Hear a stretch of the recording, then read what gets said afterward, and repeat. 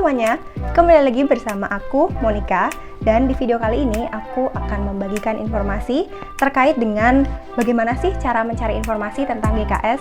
Sebelum mendaftar GKS, kita harus benar-benar memahami informasi-informasi yang berkaitan dengan GKS ini. Nah, untuk mendapatkan informasi ini, kita bisa mengunjungi website-website resmi yang berkaitan dengan GKS maupun bergabung di grup-grup komunitas yang membahas tentang GKS.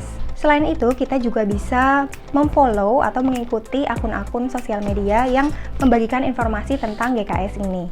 Yang pertama adalah dengan mengunjungi website resmi dari NIID, yaitu www.studyinkorea.kr.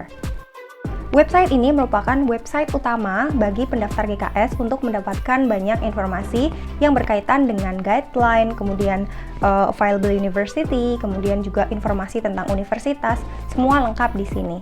Semua pendaftar GKS wajib memahami informasi-informasi yang ada di guideline yang ada di website ini, baik untuk pendaftar embassy track maupun university track. Jadi semuanya harus mematuhi peraturan-peraturan yang dibuat oleh NIID.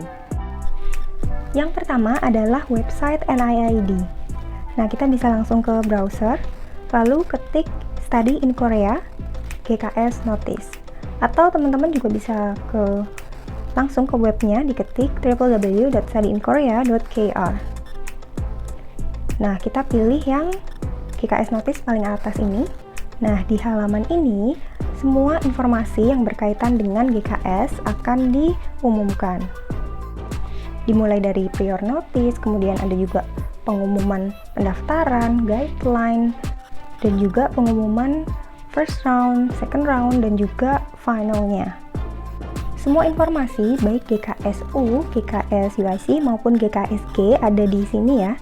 Kita tinggal cari judul berdasarkan informasi apa yang akan kita cari. Sekarang kita coba cari guideline untuk GKSG di tahun 2022. Nah, yang ini, yang GKSG guideline, kita klik aja. Nah, di sini tertulis lengkap aturan-aturan atau ketentuan yang berkaitan dengan pendaftaran GKSG 2022. Nah, kemudian di bagian paling bawah, ini adalah file-file penting yang perlu teman-teman download dan pelajari. Nah, di attach file list ini, ada yang pertama adalah University Information, kemudian ada juga Application Form, dan juga Guideline GKS. Nah, ini kita klik aja untuk download. Kita coba buka filenya. Yang pertama adalah Application Guideline. Ini berisi panduan-panduan yang berkaitan dengan pendaftaran GKS. Jadi semua ketentuan pendaftaran GKS ini dijelaskan di sini ya. Jadi teman-teman harus memahami betul guideline ini. Selanjutnya adalah File University Information. Nah, kalau misalnya kita klik lagi, di sini isinya ada yang pertama zip lagi ya. Overview of Universities, dan selanjutnya ada file Excel tentang daftar departemen dan juga universitas untuk unit track dan juga embassy track. Nah, ini tersedia dalam bahasa Korea dan Inggris. Kita pilih yang Inggris aja ya. Pertama kita buka yang Excel-nya dulu. Di file Excel ini tertulis informasi-informasi tentang universitas dan juga jurusan yang bisa di-apply. Selain itu juga ada keterangan tambahan terkait dengan periode, kemudian bahasa yang akan digunakan selama perkuliahan, dan juga keterangan lain. Nah, kalau kita klik di bagian sini akan banyak muncul universitas-universitasnya. Jadi kita tinggal klik aja, nanti otomatis nama universitasnya akan muncul beserta daftarnya.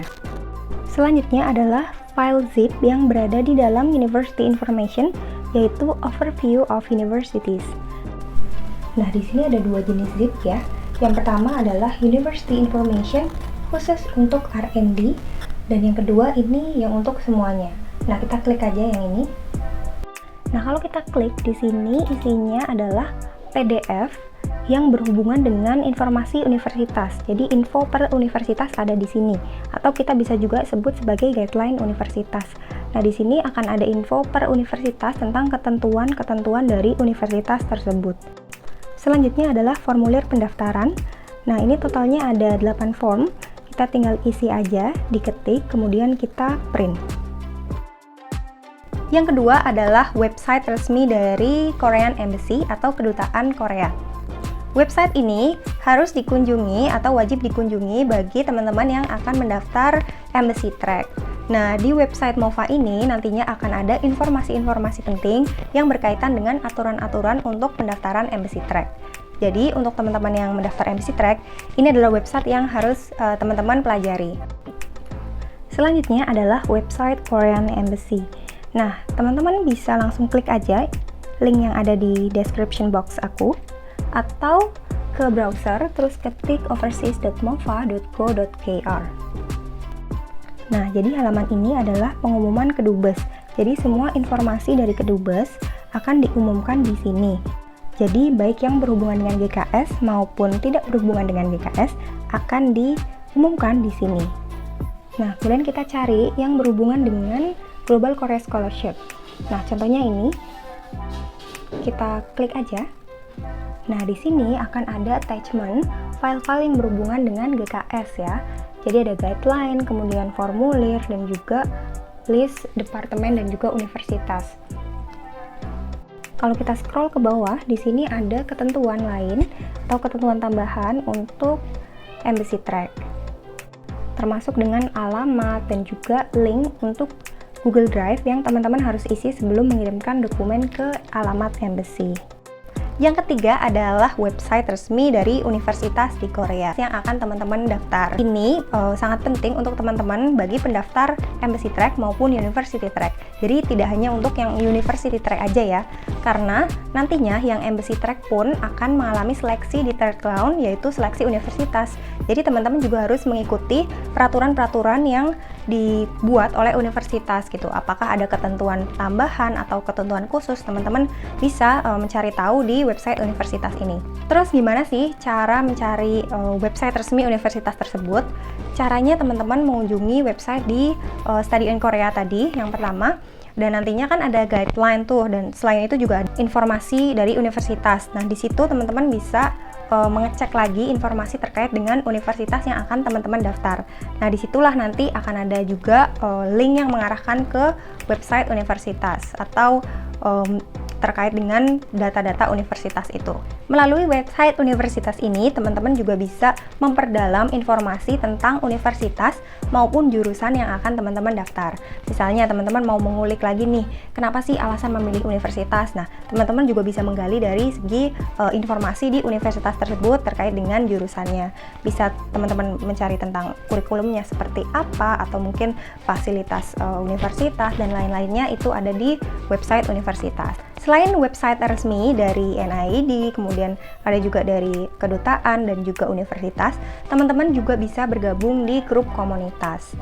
Nah, melalui grup komunitas ini, teman-teman akan bisa sharing atau berbagi informasi dengan sesama pendaftar GKS. Selain itu, jika di grup ini masih ada awardee di tahun sebelumnya, teman-teman juga bisa sharing atau berdiskusi dengan mereka, sehingga teman-teman bisa mendapatkan informasi-informasi tambahan. Grup komunitas ini bisa teman-teman temukan di berbagai sosial media atau aplikasi. Yang pertama adalah Telegram.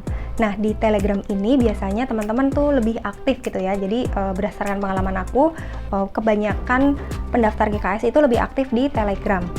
Terus gimana sih cara mencari grup Telegram yang khusus untuk pendaftar GKS?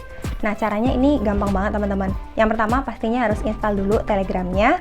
Setelah itu teman-teman menuju ke menu pencarian atau search gitu ya. Teman-teman bisa ketikkan nama beasiswa dan juga jenis programnya. Contohnya kalau teman-teman mau mendaftar GKS Graduate, teman-teman bisa ketik GKS Graduate gitu. Nanti akan muncul grup-grupnya. Begitupun juga dengan GKS Undergraduate. Teman-teman juga bisa mengetikkan nama grup tersebut, yaitu GKS Undergraduate. Nanti juga akan muncul beberapa grup yang relevan dengan kata yang teman-teman cari. Yang kedua adalah grup di Facebook. Nah, ini mungkin kalau zaman sekarang sudah jarang ya yang menggunakan Facebook. Tapi sebetulnya kalau untuk berkomunikasi dengan pendaftar internasional atau teman-teman dari negara lain yang juga mau mendaftar GKS, ini mereka juga lebih aktif di Facebook. Jadi teman-teman kalau misalnya mau berbagi informasi, untuk GKS ini atau mencari informasi tambahan tentang GKS dari teman-teman internasional, pendaftar GKS internasional, teman-teman juga bisa mendownload atau menginstal Facebook, kemudian teman-teman mencari grup yang berkaitan dengan GKS ini. Caranya masih sama seperti yang di Telegram tadi. Teman-teman bisa ke menu pencarian, terus ketik aja GKS gitu atau KGSP. Kemudian teman-teman nanti akan menemukan grup-grup tersebut. Teman-teman bisa join di grup yang publik ya, jadi nanti akan lebih mudah aksesnya ke grup tersebut. Nah, ini juga berlaku untuk teman-teman yang mendaftar embassy maupun university ya, baik untuk Telegram maupun Facebook. Nah, untuk yang Facebook ini biasanya banyak juga teman-teman yang mendaftar Unitrack untuk saling terhubung dengan mahasiswa atau calon pendaftar GKS, karena biasanya untuk Unitrack itu informasinya lebih umum ya untuk berbagai negara, nggak cuma untuk Indonesia saja gitu. Sedangkan untuk embassy biasanya informasinya per negara gitu. Selanjutnya adalah grup WA atau grup WhatsApp. Nah, ini biasanya lebih ke per universitas atau per track gitu ya.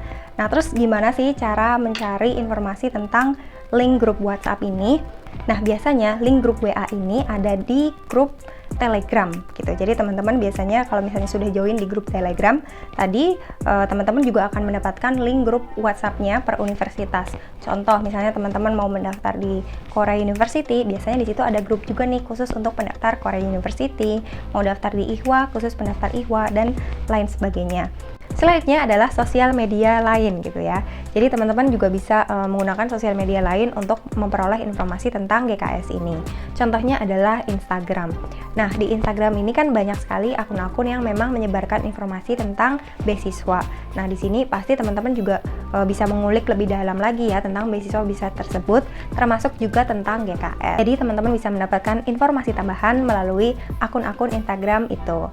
Nah, selain itu, teman-teman juga bisa mengikuti akun-akun Instagram milik awardee-awardee yang juga aktif menyebarkan informasi terkait dengan GKS ini.